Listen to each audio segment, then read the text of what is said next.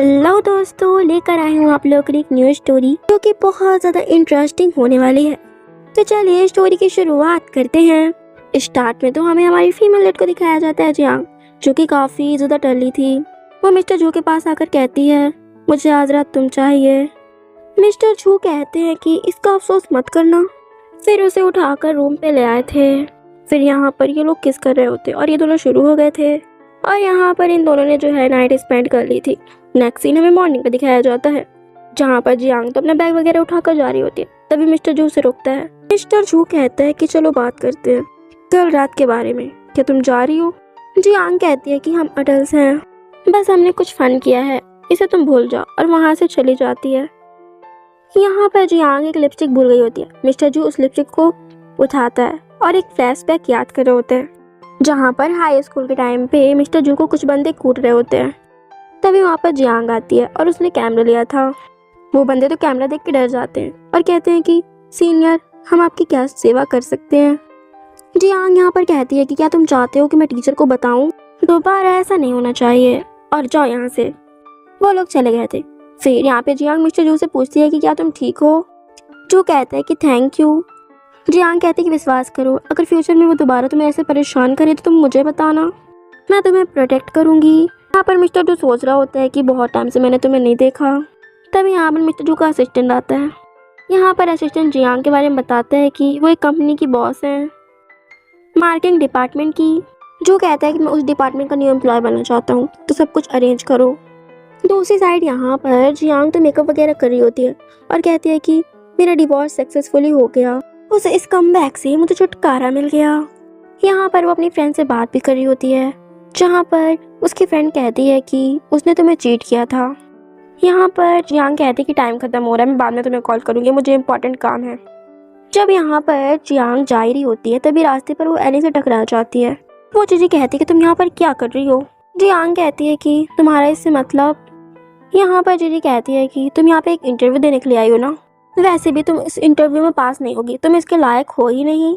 Jiang कहती है कि मैं इसके लायक हूँ या नहीं, तुम्हें इससे मतलब नहीं होना चाहिए। एक ऐसी वुमेन जो आगे बढ़ने के लिए एक मैन पे डिपेंड रहती है। जीजी से शटअप करती है और कहती है कि तुम ये क्या बकवास कर रही हो? जियांग कहती है मैंने तुम्हारी दुखती रग पर वार कर दिया ना। जीजी कहती है कि ज़्यादा बकवास मत करो, नहीं मैं तुम्हें छोड़ूंगी नहीं, और उसे धक्का देती है। जैसे वो गिरने वाली थी तभी वहाँ पर उसे मिस्टर जू पकड़ लेते हैं।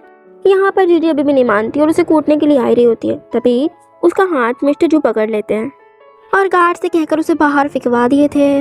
यहाँ पर तो जीजी किसी को कॉल करती है और कहती है कि यहाँ पर वो जियांग भी आ गई है। दूसरी तरफ हेनजी कह रहे होते हैं कि ये अच्छी बात होगी हमारे लिए। नेक्स्ट सीन में यहाँ पर मिस्टर जू कह रहे होते हैं कि ये मेरा फर्स्ट टाइम था, तुम्हें मेरे लिए रिस्पॉन्सिबल होना चाहिए। जियांग कहती है रिस्पॉन्सिबल? हाँ, ये सिर्फ फन के लिए था, तुम्हें सीरियस होने की ज़रूरत नहीं है। नेक्स्ट सीन में वो एक फ्लैशबैक सोच रही होती है, जहाँ पर जियांग काफ़ी ज़्यादा खुश थी। ये कह रही होती है कि आज मेरा 35वां बर्थडे है। सामने वो हैंजी को देखती है, वो सोचती है कि आज मेरा हस्बैंड लगता है मुझे सरप्राइज देने के लिए आया है, लेकिन वो तो जीजी के रूम में चला गया था और यहाँ पर वो जीजी के साथ शुरू हो गया था। जीजी कहती है कि अगर वो जियांग आज हमें ऐसे देख लेती तो फिर क्या होता। हैंजी कहता है उस बोरिंग लड़की का नाम मत लो अभी, वो इतने ओल्ड फैशन लुक करती है, उसे देखकर तो मुझे सिक फील होता है। बाहर से जियांग सब कुछ देख रही होती है, उसे तो बहुत बुरा लगता है। जियांग मन में सोचती है कि मैं कभी हार नहीं मानती। यहाँ पर फिर वो अपने आंसू वगैरह कवर करके फेस पाउडर से अंदर जाती है और हैंजी को कूट रही होती है। हैंजी उसे धक्का देता है। जियांग कहती है चलो डिवोर्स ले लें। फिर ये लोगों ने डिवोर्स वगैरह जो है ले लिया होता है। प्रेजेंट में हमें दिखाया जाता है कि जियांग के पास उसका असिस्टेंट जो है मिस्टर जू को लेके आता है और कहते हैं कि हमारी न्यू एम्प्लॉय हैं। जब असिस्टेंट चला गया होता है, जियांग कहते हैं कि तुम रह सकते हो, वो कल रात बस एक एक्सीडेंट हुआ था हमारे बीच, ज़्यादा मत सोचो। जो कहता है कि लेकिन उस रात तो तुमने ही शुरुआत की थी। जियांग कहती है कि अगर तुम इस कंपनी में रहना चाहते हो तो तुम्हें 3 नियम जो हैं पालन करना पड़ेगा उसका, कि तुम मुझसे दूरी बनाकर रखोगे। यहाँ पर तो जू स्टार्ट हो जाता है और उससे क्लोज आते हुए कहता है कि इतनी दूरी?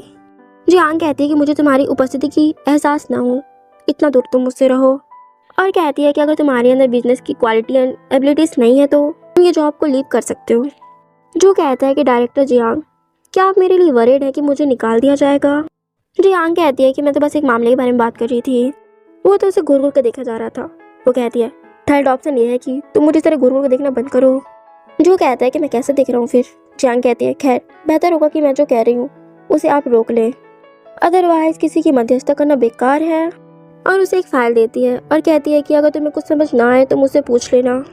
यहाँ पर तो जू उसका हाथ पकड़ता है और कहता है कि मैं रिस्पॉन्सिबल होने की पूरी कोशिश करूंगा। जियांग कहती है जो तुम कह रहे हो वो बेहतर करो।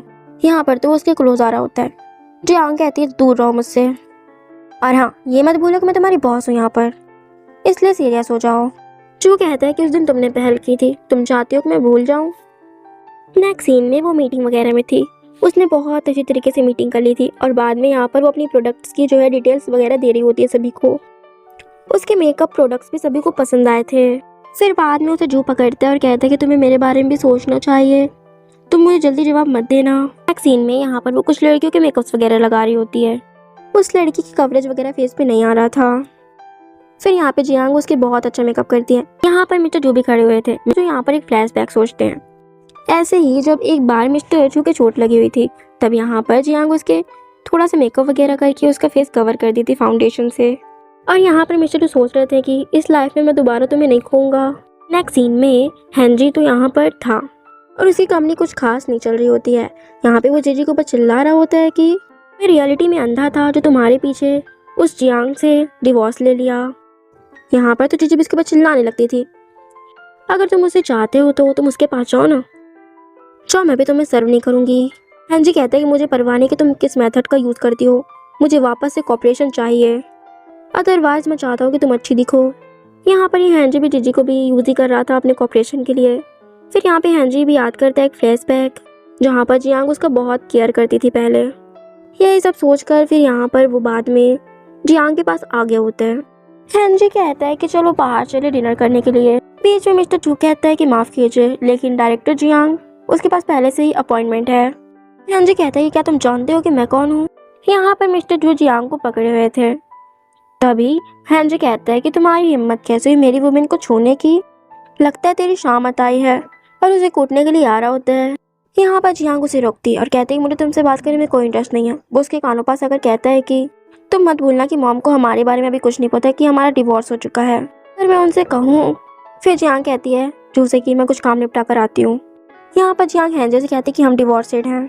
यहाँ पर हेनरी कहता है कि तुम्हारे पास दिल कैसे हो सकता है कि तुम मेरी कंपनी को ऐसे डूबते हुए देखो, हम आखिरकार हस्बैंड एंड वाइफ हैं। जियांग कहती है कि तुमने मुझे कंपनी से पहले ही बाहर निकाल दिया था, अब तुम मुझे मेरी मॉम की जगह पे धमका रहे हो इस तरह। ये तुम ही थे जो डिवोर्स के बारे में पहले खुलासा नहीं करना चाहते थे।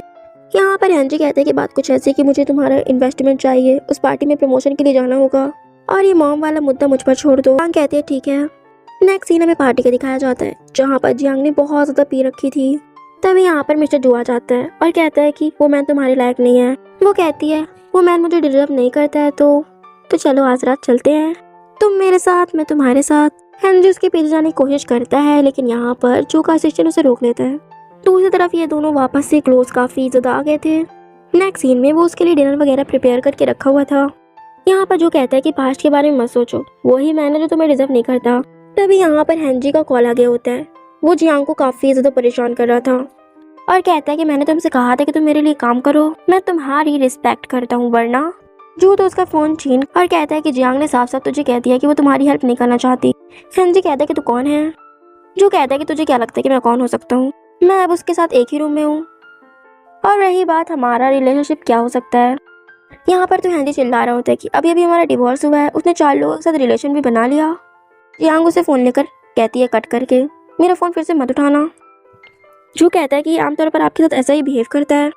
जियांग कहती है तो क्या हुआ करता है, तो जू कहता है कि उसके ऐसा मैन तुम्हें डिजर्व नहीं करता, उसे जाने दो, तुम मेरे बारे में क्यों नहीं सोचती, काश हम पहले मिल पाते, मैं तुम्हें कभी भी इतना दुख नहीं सहने देता।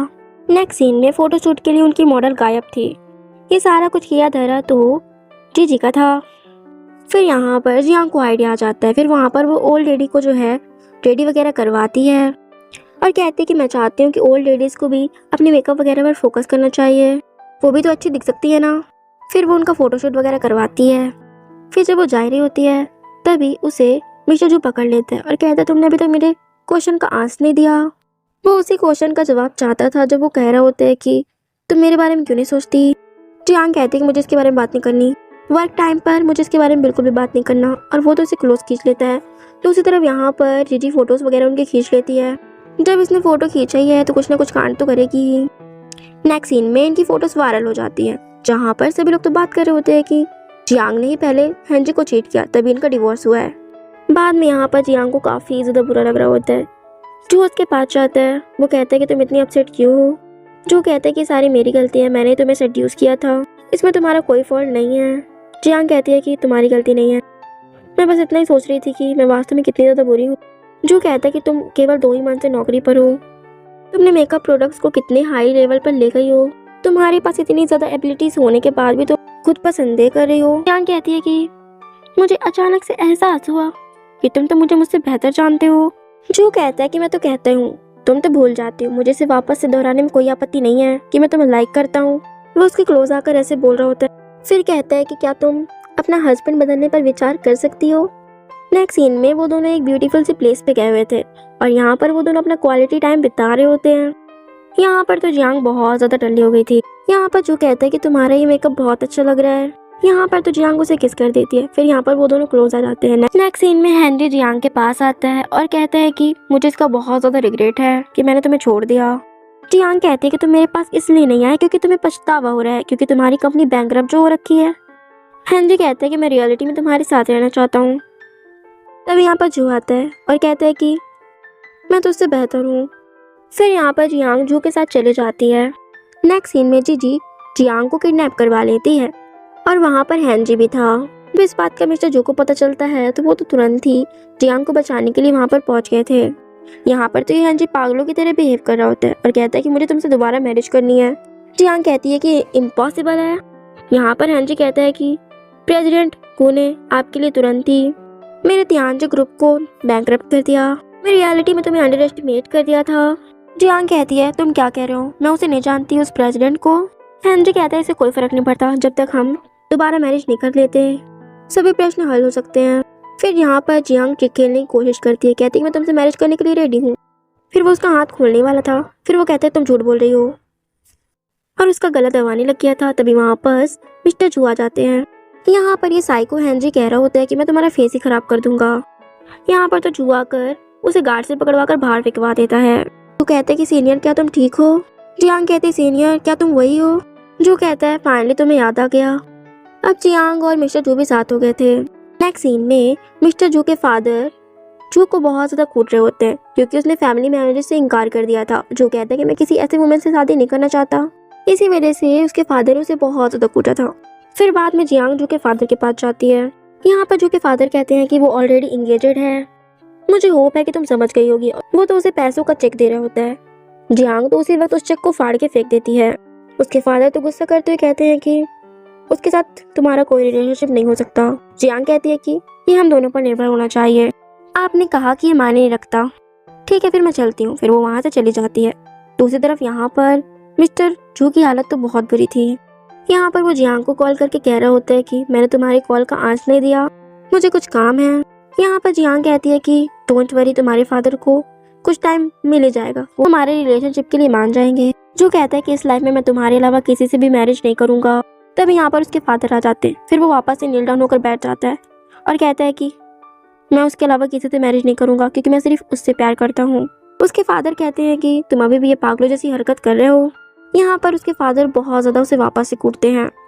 नेक्स्ट सीन में फिर हमें एक पार्टी का सीन दिखाया जाता है जहाँ पर जियान ने अपने जो है सामान का जो है प्रमोशन वगैरह किया था। उसका सारा सामान बिक गया होता है और उसके सभी लोग तारीफें भी कर रहे होते हैं। वहाँ पर मिस्टर जू के फादर भी थे। यहाँ पर उसके फादर सोचते हैं कि ये मामूली लड़की नहीं है, इसके विचार तो अपने समय से बहुत आगे चल रही है ये। यहाँ पर जियान कहती है ये मेरी अचीवमेंट्स है, सभी के सामने हैं। जू के फादर कहते हैं मैंने तुमको गलत समझ लिया, बस इतना ही। यहाँ पर उसके फादर भी जू और जियांग के रिलेशनशिप के लिए मान गए थे। फिर यहाँ पर जू आता है और कहता है कि मैं तुम्हें बहुत टाइम पहले से बहुत ज़्यादा मिस कर रहा था, अब मैं तुम्हें और मिस नहीं करना चाहता। तो मैरिज के लिए प्रपोज कर रहा होता है, वो भी हाँ करती है। इसी के साथ हमारी इस स्टोरी की एक हैप्पी सी एंडिंग हो जाती है। सो फ्रेंड्स, आप लोगों को ये स्टोरी कैसी लगी कमेंट में ज़रूर बताइएगा। मिलती हूँ एक न्यू स्टोरी के साथ। अगर ये स्टोरी पसंद आई हो तो प्लीज़ मेरे चैनल को सब्सक्राइब और वीडियो को लाइक शेयर कर दीजिएगा। तब तक के लिए बाय।